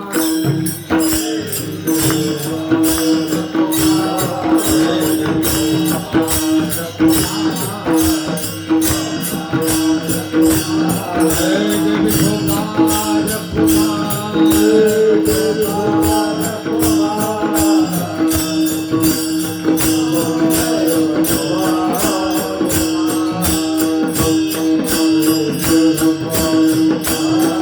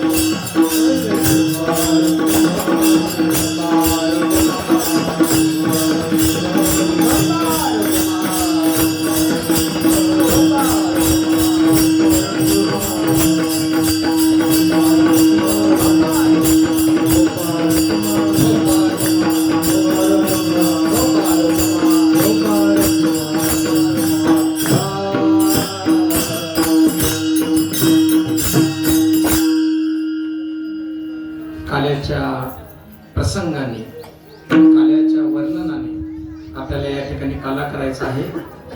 या भगवंताच्या ज्या गोकुळातल्या चरित्राचं वर्णन या काल्याच्या कीर्तनामध्ये प्रामुख्याने केलं जातं. हे दसे चरित्रे केले नारायणे, या भगवंतानं जे चरित्र केलेलं आहे तसं भगवंतानं कृष्णावतारामध्ये चरित्र 3 ठिकाणी केलेलं आहे. एक गोपाळात केलेलं आहे, गोकुळामध्ये, दुसरं मथुरेमध्ये केलेलं आहे आणि तिसरं द्वारकेत केलेलं आहे. परंतु आपल्याला या ठिकाणी त्या भगवंताच्या चरित्राचं जे वर्णन करायचं आहे ते गोकुळातल्या चरित्राचं वर्णन करायचं. असणाऱ्या भगवंताच्या कारागृहातल्या जन्माच्या नंतर प्रत्यक्ष वसुदेवानं भगवंताला त्या टोपलीमध्ये घातलं आणि नंद राजाच्या दरबारामध्ये त्या ठिकाणी भगवंताला आणण्यात आलं. भगवंतानं संपूर्ण अशी माया पसरवलेली होती, सगळे गाढ निद्रेत झोपलेले होते आणि त्या ठिकाणी भगवंताला यशोदा मातेच्या शेजारी ठेवलं आणि तिथं जी माया जन्माला आलेली होती ती माया वसुदेवानं उचलली आणि पुन्हा मथुरेच्या वाटेनं ते निघाले. भगवंत आपल्या कारागृहामध्ये पोहोचले. भगवंत कारागृहात पोहोचल्यानंतर, वसुदेव कारागृहामध्ये पोहोचल्यानंतर त्या भगवंतानं ती माया काढून घेतली आणि ज्या काय त्या कारागृहाच्या ज्या काय साखळ्या असतील, कुलपा असतील, ते तुटलेली होती, ते पुन्हा पहिली होती तशी ते लावून पूर्ववत झालं. आणि इकडं भगवंतानं माया काढून घेतली की यशोदा मातेला जाग आली आणि भगवंतानं बाल अवस्थेमध्ये रडायला सुरुवात केली. यशोदा माता रडण्याच्या आवाजानं जागी झाल्याने पाहिलं तर मुलगा झालाय. देव तसे जन्माला येत नसतात, देव हे अवताराला येत असतात. आयो आणि संभव असा देवाचा जन्म असतो आणि भगवंत प्रत्यक्षात बाल रूपामध्ये त्या ठिकाणी यशोदा मातेनं पाहिलं आणि सकाळ झाली ही बातमी वाऱ्यासारखी सगळ्या नगरामध्ये पसरली. मग नंदराजाच्या वाड्याच्या कडेला काही ज्या गवळणी राहायला होत्या त्यांना पहिली ही बातमी समजली आणि त्यांना म्हणले, का म्हणले, वाड्यात रडण्याचा आवाज, म्हणले कोण पाहुण्याचं लेकरू? नाही म्हणले, चला बघायला म्हणले. अहो त्याने आंघोळी केलं नाही, त्या पांघोळी केल्या नाही, त्या काय नाही, उठलं की रडण्याचा आवाज आला की यशोदा मातेच्या महाला. आणि तिथं ह्या बालकृष्णाचं रूप बघितलं आणि मग त्यांनी बघितलं आता एखादी आनंदाची गोष्ट तुम्हाला जर प्राप्त झाली, एखादी जर चांगली बातमी तुमच्या पर्यंत समजली, त्या बातमीचा आनंद तुम्हाला मिळतो कधी कधी मिळतो सांगा बरं. आता जर तुम्हाला तुमच्या मालकानं म्हणा, भावानं म्हणा, वडिलांना म्हणा, एखादी लय भारी पैठणी घेतली, लय भारी साडी घेतली, एखादा सोन्याचा दागिना घेतला, तर त्या दागिन्याचं महत्व कधी ज्यावेळेस आपण दुसऱ्याला सांगेल त्यावेळेस. गवळणा सांगत गवळणीला, गवळणा सांगत गवळणीला, गवळणा सांगत गवळणीला, गवळणा सांगत गवळणीला, गवळणा सांगत गवळणीला,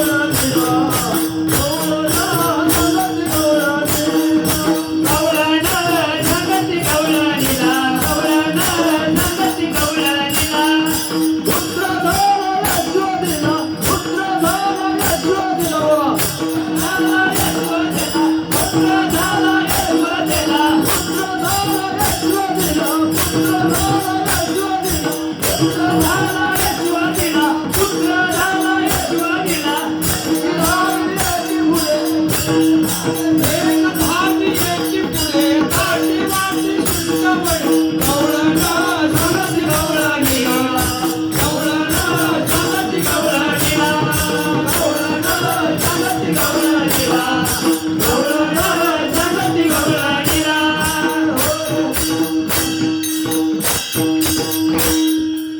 गवळणा सांगत गवळणीला. पुत्र झाला यशोदेला, एक धावती एकी पुढे, ताटी वाटी सुंट वडे.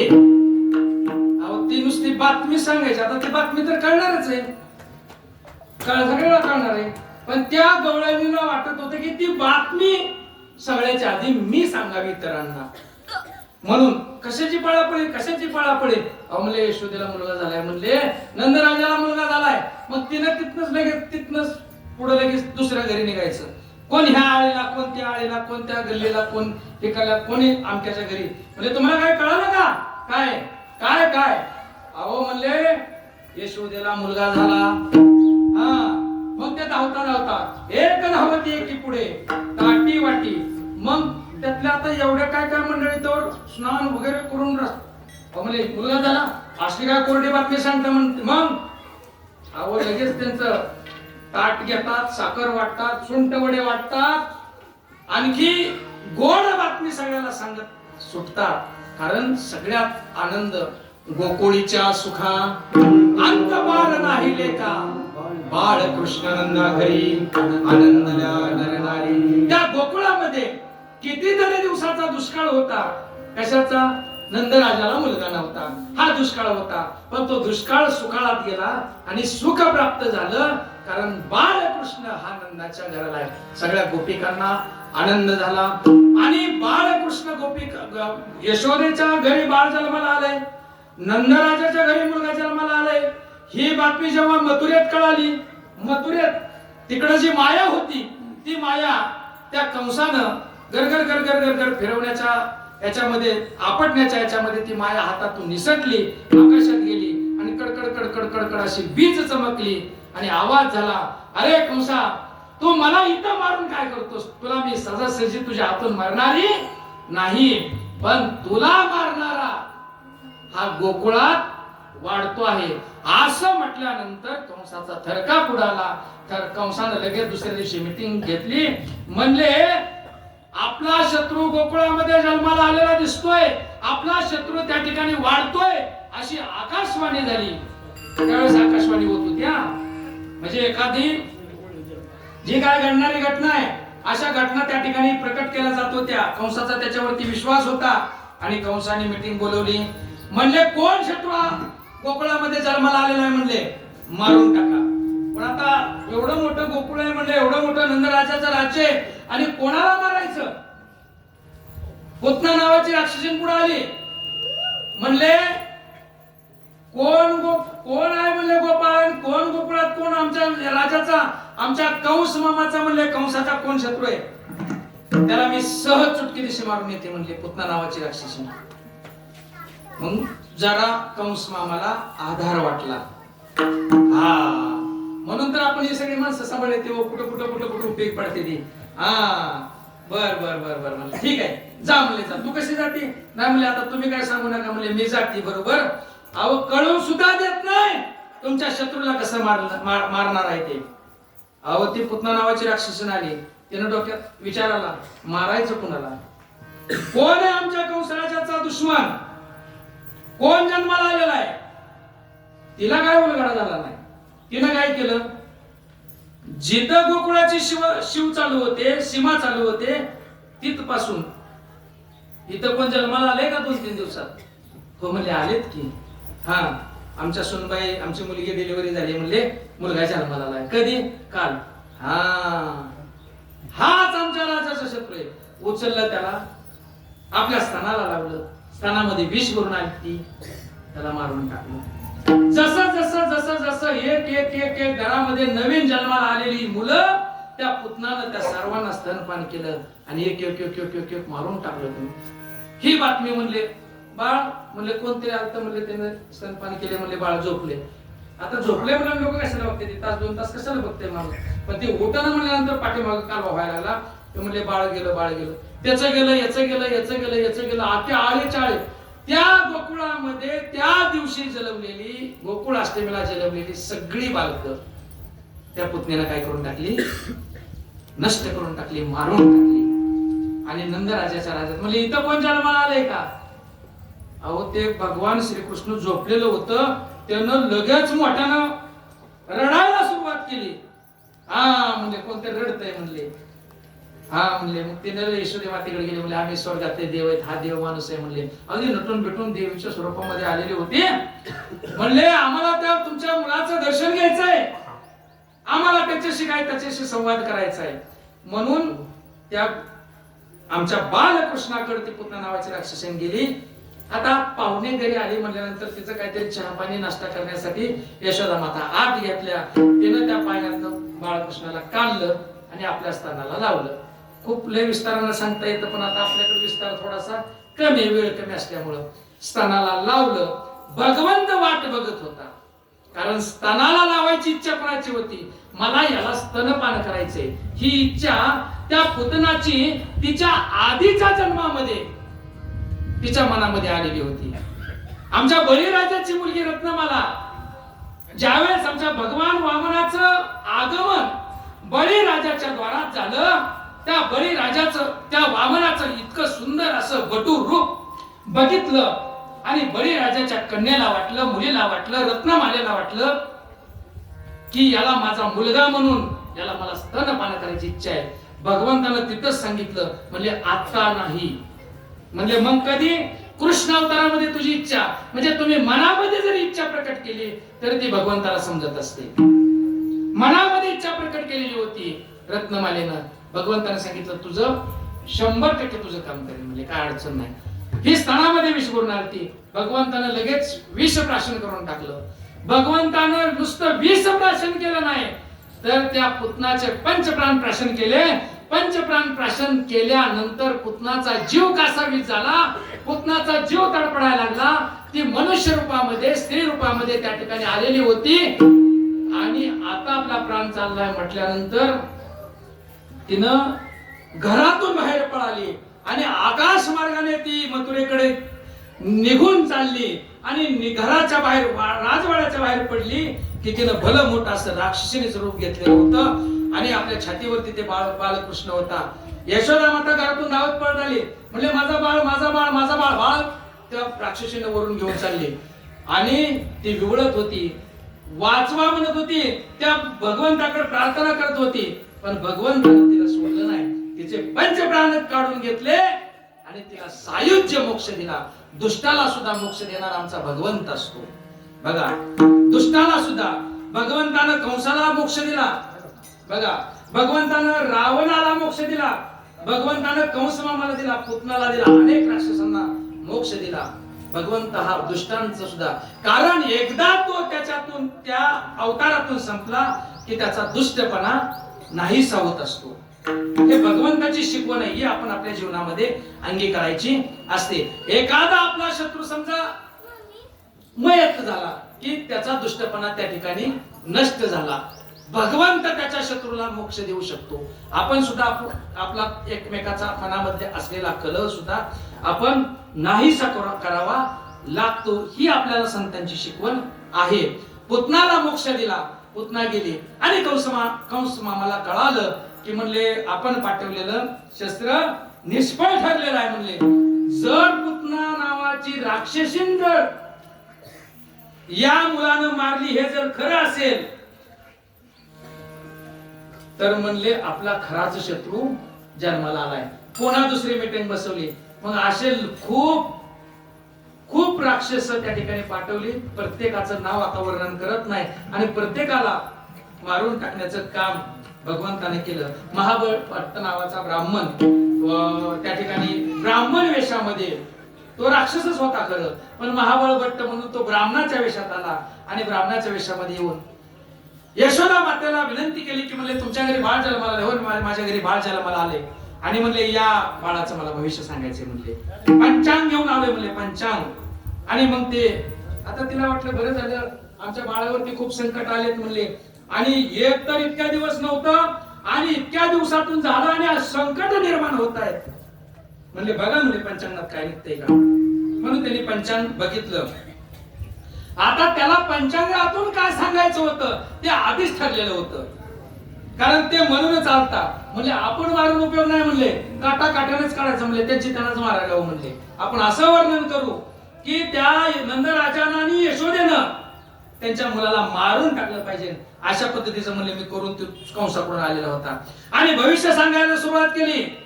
हा तुमचा जो मुलगा आहे तुमच्या कुळाचा नाश करेल. भगवंत म्हणला ठीक आहे, ती मी तुझी इच्छा पूर्ण करू. भगवंताने त्याच्या कुळाचा नाश झालाय बरं का. द्वारका पाण्यात आहे. आता तुम्ही गुजरातला बघा, द्वारका पाण्यामध्ये कुळाचा नाश होईल. भगवंत म्हणले ठीक आहे, तुझा हा जो मुलगा आहे ना हा खूप चोऱ्या करेल. भगवंत म्हणला हेही ठीक आहे, तुझा हा मुलगा आहे ना हा स्त्रियांची छेड काढेल. भगवंत म्हणला हेही ठीक आहे. बघा असं बरंच लय काय काय सांगितलं. भगवंत म्हणला सगळं खरं आहे, ठीक आहे. मग तुम्ही काय करा, यशोदे माते या मुलाला तुम्ही ठेवू नका, तुम्ही लगेच ह्याला तुम्ही काय करा मारून टाका. मारून टाका म्हटलं, पण कसं होतं देव म्हणत होता ठीक आहे, पण देवाची जी सैना होती का ती सैना सगळी शस्त्रास्त्र घेऊन तयारी. कोणची सैना? अहो ती तर अजून पाहण्यातच होती. तो सैन्य कुठलं? त्या घरामध्ये पाटा, वरवंटा, लाटणं म्हणजे बेलणं, मुसळ, पाट बसायला दिलेला, कडला उभा केलेला, ही सगळी सज्ज होती. आणि देवाकडे बघायची. देव म्हणायचा थांबा, गडबड करू नका, थांबा, गडबड करू नका, कारण तो जे काय भविष्य सांगते तुम्हाला माहित नाही, पण ते तसंच घडणार आहे. जे सांगतोय का तसंच. पण आता मारायचं म्हटल्याबरोबर त्या पाट्यानं, त्या वरवंट्यानं, त्या मुसळानं, त्या बेलण्यानं, त्या लाटण्यानं भगवंताकडे बघितलं नाही. मुसळ उठलं, दिला ठोका. पाटा उठला, विठम दिला भट.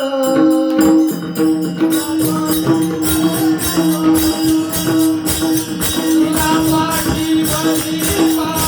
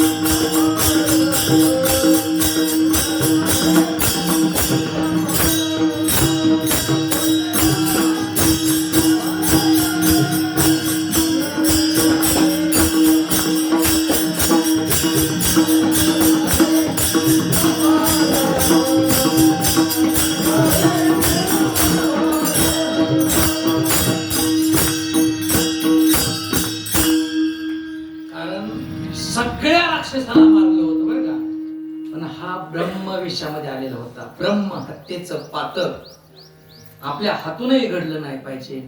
आणि देवानं सुद्धा काळजी घेतली की ब्रह्महत्या मी करणार नाही. म्हणजे ब्रह्महत्येचं पातक खूप मोठं असतं, ते पातक नाही होऊन देणार, कारण तो ब्राह्मणाच्या विषयामध्ये आला होता.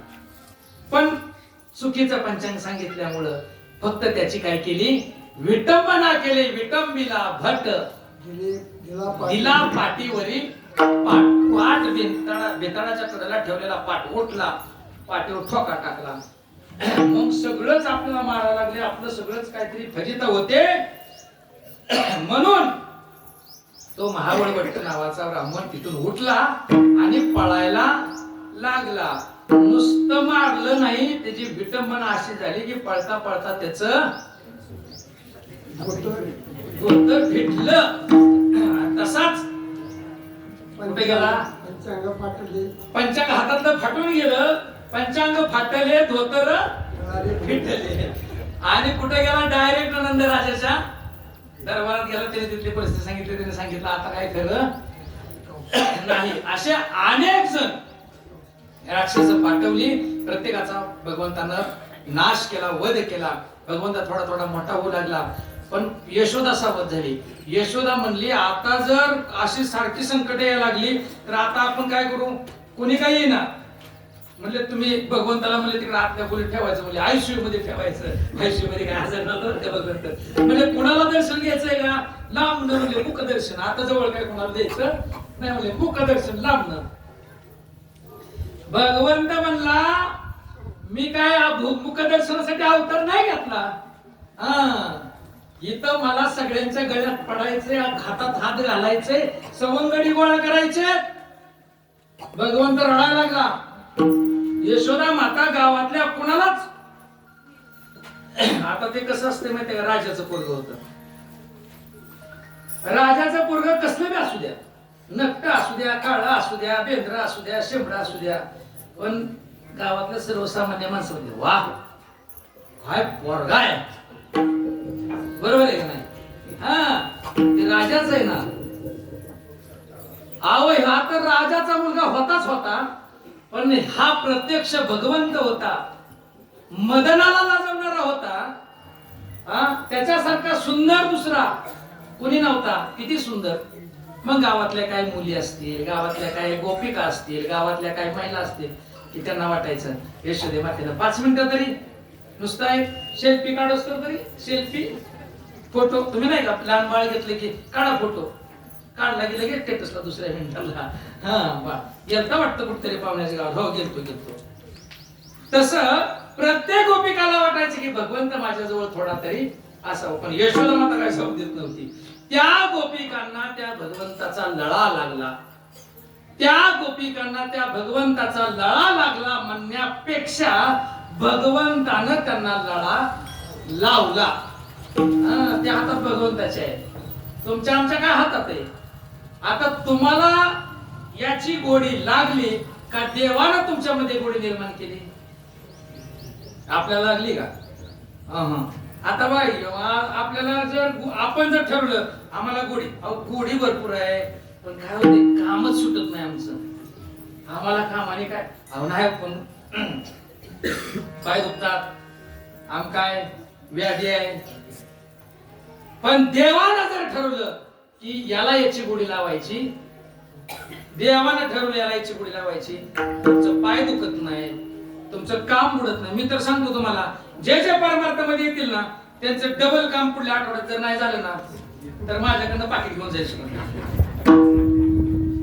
बघा तुम्ही नुसतं, पण तुम्ही त्या दृष्टीने बघायला पाहिजे.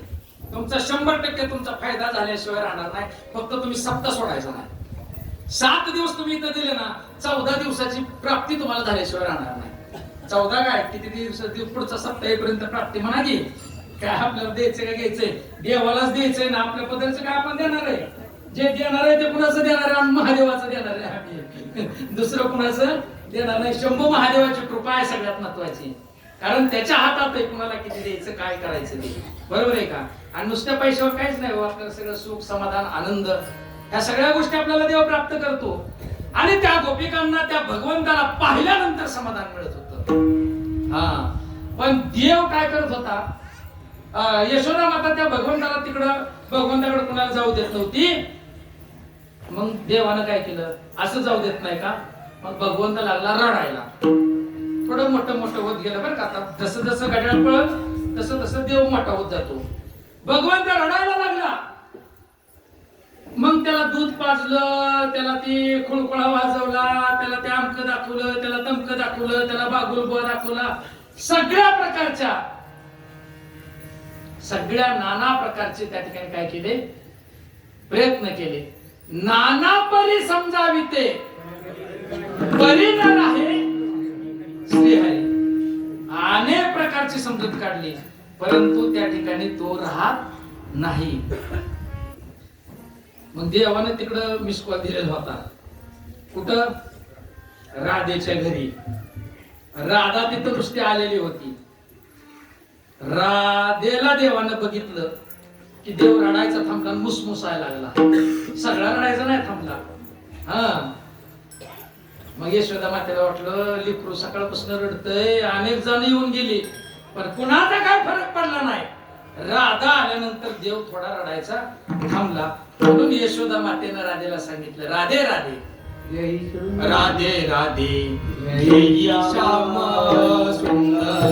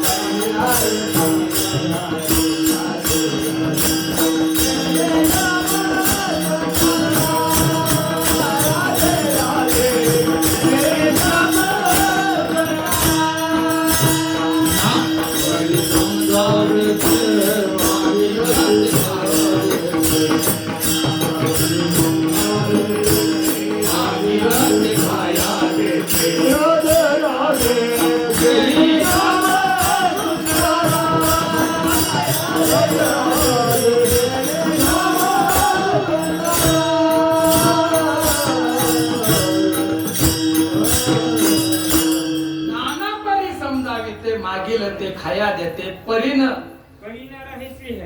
राहे श्रीहरी. सगळ्या गोष्टी करून दिल्या बरं का. दही भात दिला, खायला दिलं, खुळखुळा दिला.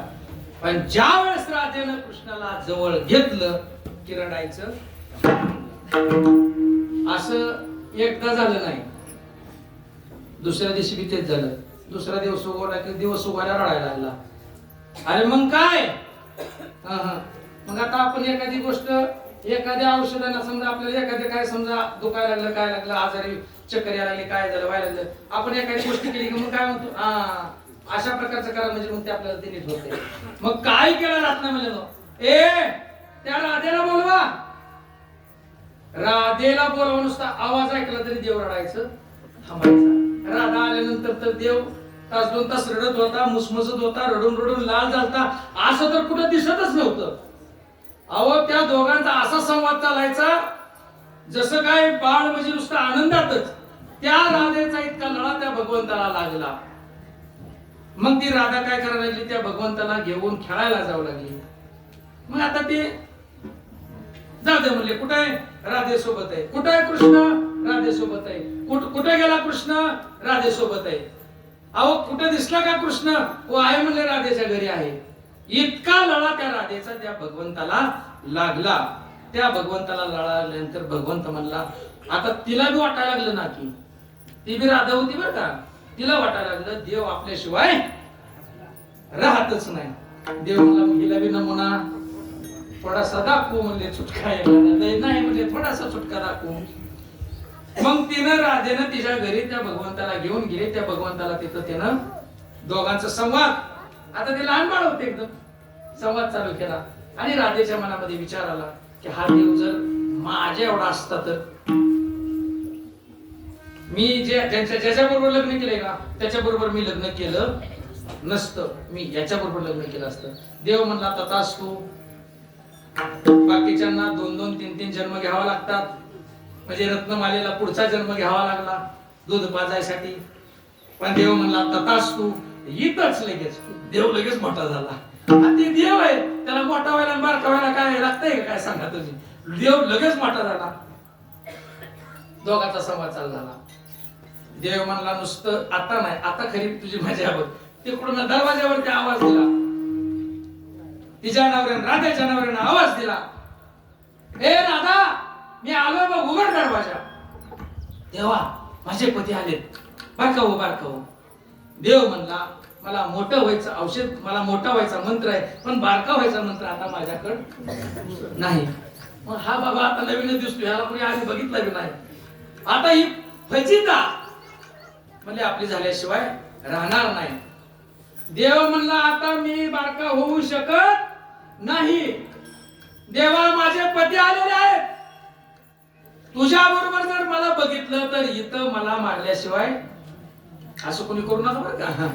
लय अवघड परिस्थिती असते ती देवाच्या बाबतीत. ठीक आहे, कृष्णाचं चरित्र फक्त ऐकायचं असतं, ते अंमलात आणायचं नसतं. ध्यानात घ्या, मोठ्याने सांगतो मी. कृष्णाचं चरित्र फक्त ऐकायचं असतं, ते अंमलात आणायचं नसतं.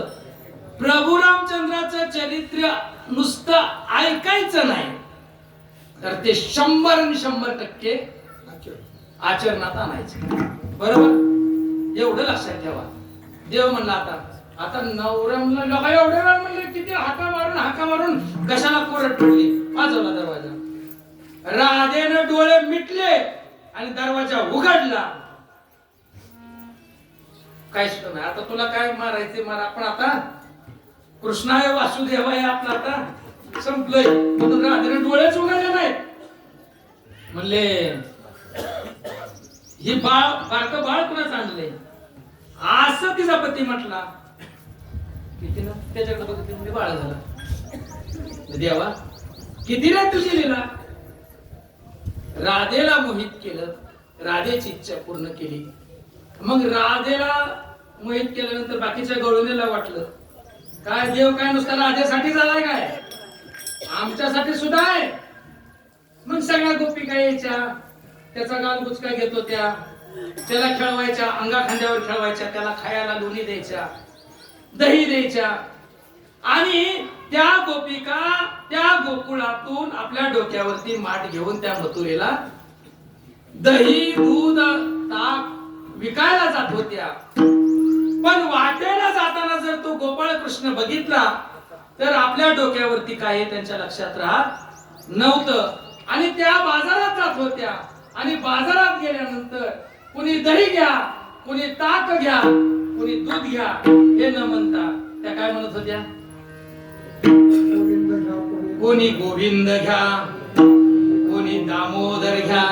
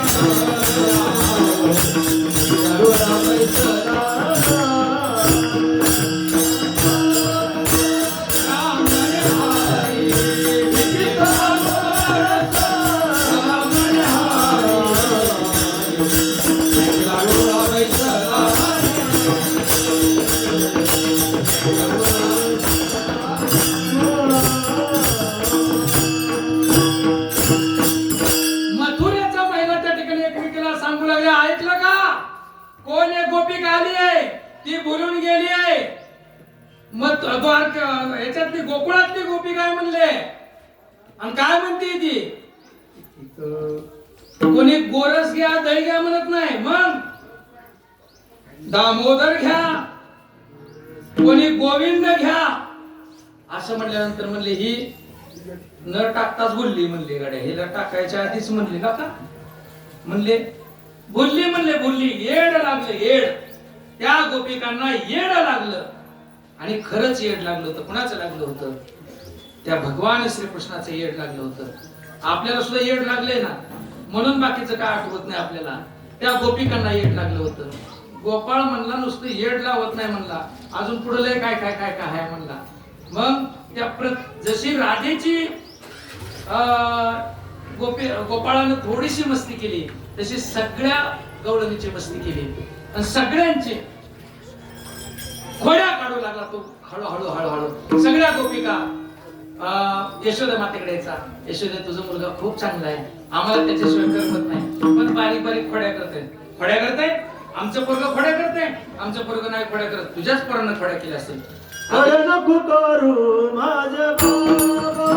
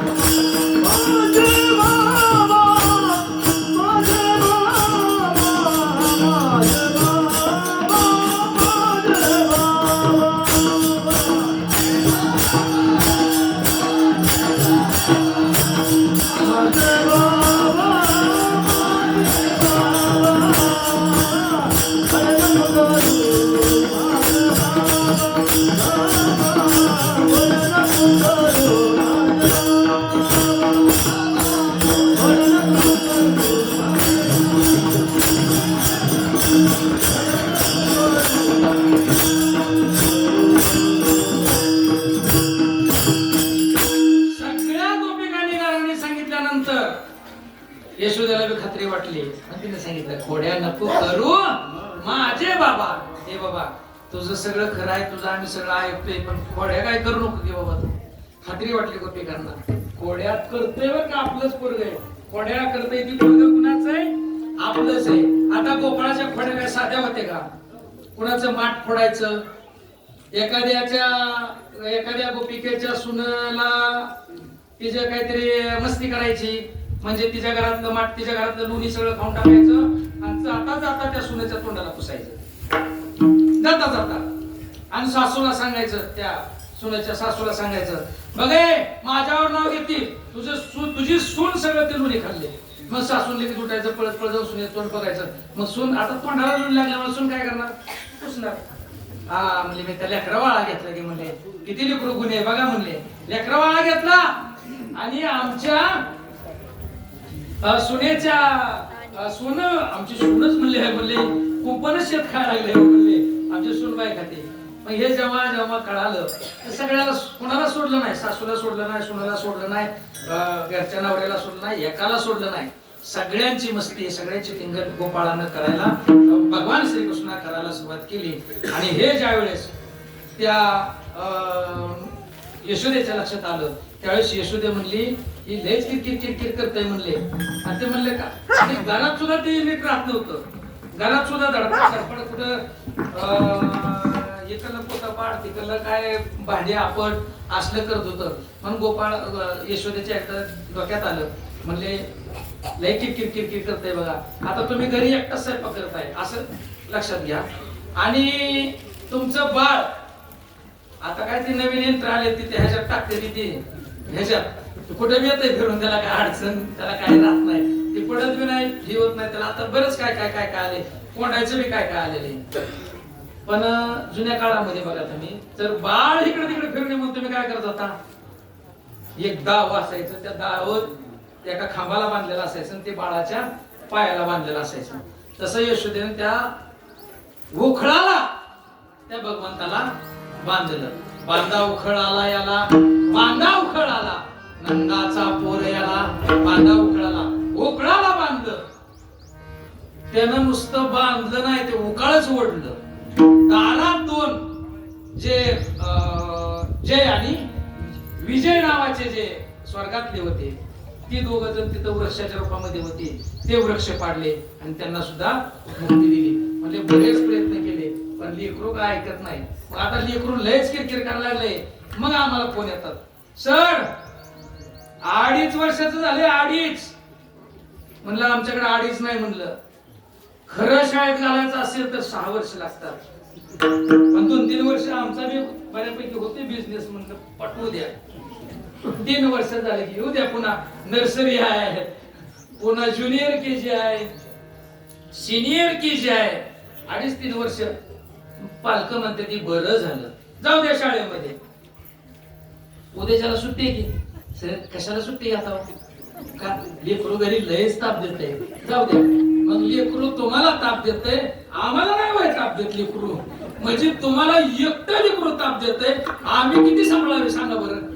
हा, पण आम्ही काय सांभाळत नाही बरं का. शंभू महादेव आमच्यावर कृपा करतो. आणि ती लेकरं घरी घरच्याचं ऐकत नाही, ती पण आमचं ऐकते ती लेकरं. बाबा असू द्या. मग यशोदा माता म्हणली जाऊ द्या शाळेत, म्हणली याला कुठं. मग त्या काळातली शाळा कुठं? वृंदावनात. मग त्यावेळेस पाटी पेन्सिल पुस्तक कुठं? म्हणजे पाटी पुस्तक पेन्सिल तसलं नसतं, म्हणजे की गाई राखत तसलं शिकायचं असतं म्हणले. मग सगळ्या गाय गोपाळ तिकडे वृंदावनात जातो ते गाय चारायला यमुना नदीच्या काठावरती. आणि मग जावा म्हणले याच्या बरोबर, हे लक्ष ठेवा गोपाळांनो, पहिलाच दिवस आहे याचा, इकडे तिकडे जाईन, ही चुकाट्याची भीती आहे. ही चुकाट्याचा चाललोयच त्याच्यासाठी. लय मोठा बसलेला आहे म्हणले तिथं, त्याला बाहेर काढायचंय म्हणले. तिकडे जाऊ देऊ नका, त्या नदीत लय मोठा साप आहे, कालिया नावाचा साप आहे. आई तू लयच बडबड करते गो, तू काय बडबड करू नको, तो साप मला काही करत नाही. मग तिथं गेल्यानंतर काय नुसता गुरच राखायचं काम नव्हतं. गुरं बी त्या काळातली शिस्तबद्ध होती. गुरं सुद्धा शिस्तबद्ध होती. बघा तुम्ही, नुसता आवाज दिला पलीकडल्या कडेला दुसऱ्याच्या बांग पलटून पलीकडे चालली गुरं. नुसता मालकानं आवाज दिला की गुरं लगेच मान घालून इकडे वळत होती. बघा बरं का, इतकी शिस्तबद्ध गुरु होती. मग गुरं सोडायची, अशी चरायला सोडायची. मग इकडे त्याने हुतुतू असेल, लगोरी असेल, विट्टी दांडू असेल, चेंडू फळे असेल, अशा प्रकारचे हमामा असेल, अशा प्रकारचे जुन्या काळातले खेळ खेळत बसायचे. आताच्या काळातले खेळ मोबाईल, ते दुसरं तुमचं कसलं क्रिकेट, कसलं फायर, फ्री फायर, ते इकडून आरडते ते तिकडून आरडते ते. लय ऑनलाईन गेम आहे त्या, ह्या आताच्या गेम आहे ह्या खेळत बसते ती. वाटलं झालं राव सगळं, काय अवघड झालंय, मला काय ते सांगायचं नाही. देव ते खेळ खेळायला लागला. देवाकडे बॅटिंग आली, बॅटिंग, आणि पेंद्याकडे बॉलिंग आली. पेंद्यानं टाकलेला चेंडू देवानं टोलवला. हे तर रोहित शर्माचं शिक्षण किती लांब जातो, मैदानाच्या बाहेर, ग्राउंडवर, रस्त्यावर. पण देवाचा चेंडू कुठे गेला माहितीये का? यमुनेच्या डोहामध्ये गेला. एवढा मोठा शिक्षण मारला देवानं. लावले चेंडू. मग आताच कसं आहे माहितीये का, आता क्रिकेट मध्ये तुम्ही बघताय, चेंडू तिकडे मैदानाच्या बाहेर गेला की ती चौथा अंपायर लगेच बॉक्स घेऊन येतो बघा, पळतोच घेत मला कुठला घ्यायचं. त्या काळात कुठला एक आणलेला. आम्ही क्रिकेट खेळत होतो का, आमचा चेंडू म्हणजे, आता तुम्ही तर सगळी जुन्या काळातली तुम्हाला माहितीच आहे, मी तसा एकदम अलीकडला, पण आम्ही ती सुद्धा केलेलं आहे बरं का. तुमचाच वारसा पण आम्ही चालवलेला. आमचा चेंडू म्हणजे सगळ्या चिंध्या गोळा करायच्या आणि बकाबकी खेळायची. तो चेंडू आता तुम्ही सगळी खेळलेला आहे. मग त्या काळातला चेंडू देवानं कसा तरी मिळवलेला होता. आता देवाला मिळवलेलं लय चेंडू होतं, पण ती लावला नदीत. आता म्हणले चेंडू, देव मला थांबा, तिकडे कोणी लावलाय, मी लावलाय. देवा आपल्याला क्रिकेटचा खेळ बंद, आपण आता दुसरं काहीतरी होतो, तू लंपाट काहीतरी खेळू म्हणले, तुमचं विट्टी दांडू काहीतरी खेळू म्हणले, चेंडू तिकडे जाऊ नको म्हणले. का? यशोदेने मातेने सांगितलंय त्या डोहात कालिया मर्द नाही म्हणले, कालिया आहे, त्या कालिया त्या डोहामध्ये जाऊ देऊ नको. देव काय तिथं कुणाचा ऐकतोय का? तेव्हा तिथंच गेला, एका झाडावरती चालला, नाही म्हणलं मी बघतो, मला झाडावरनं चेंडू कुठे येते पाण्यात, वरनं दिसत. वर गेला आणि वरून उडी मारली पाण्याच्या डोहामध्ये.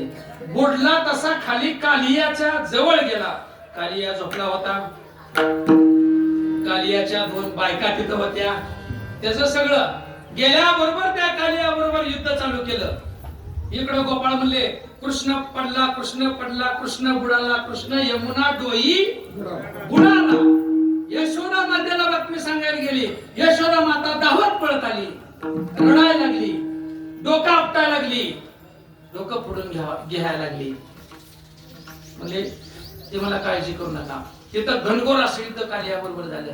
कालियाच्या 2 पत्नी भगवंताला शरण आल्या. देवा, तू जर याला मारलं तर आम्ही विधवा होईल. त्या कालियाच्या पत्नीसाठी कालियाला जीवदान भगवंतानं दिलं.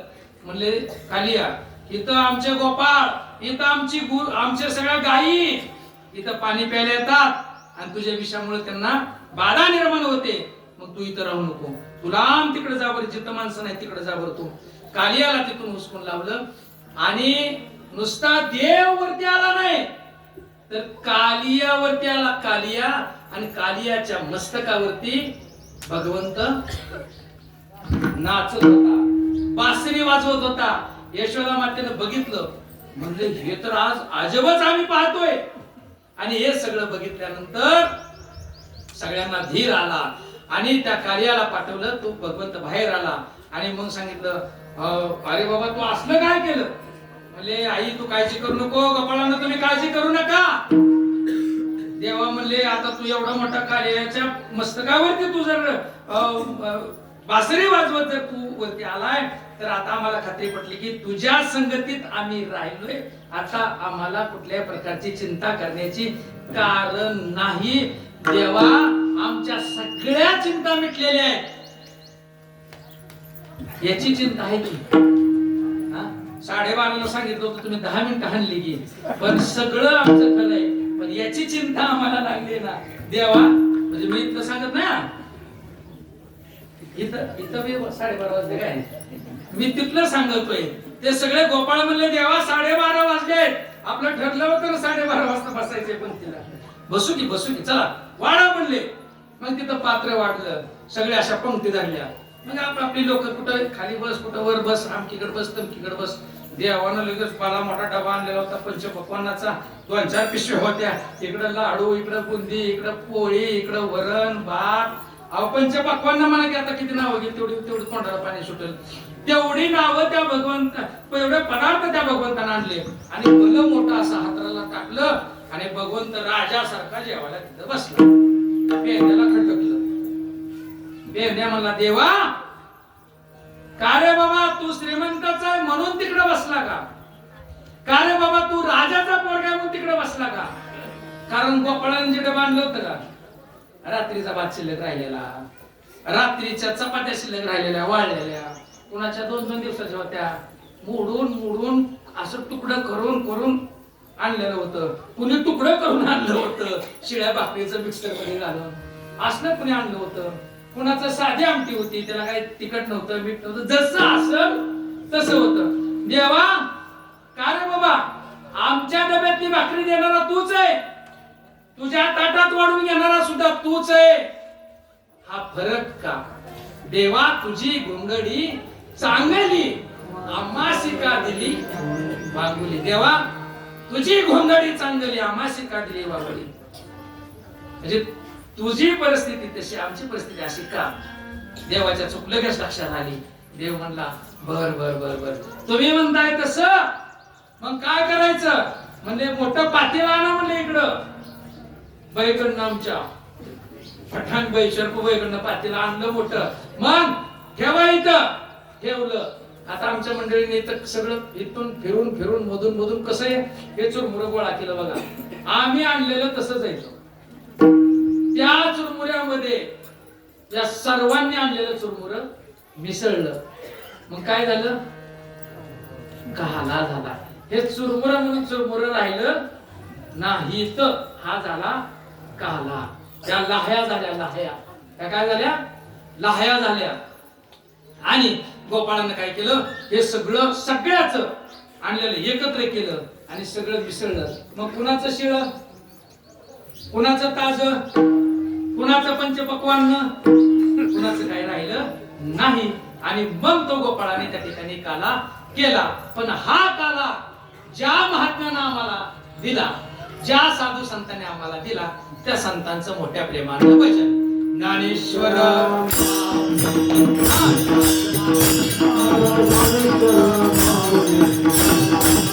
Oh, कीर्तन करू माऊली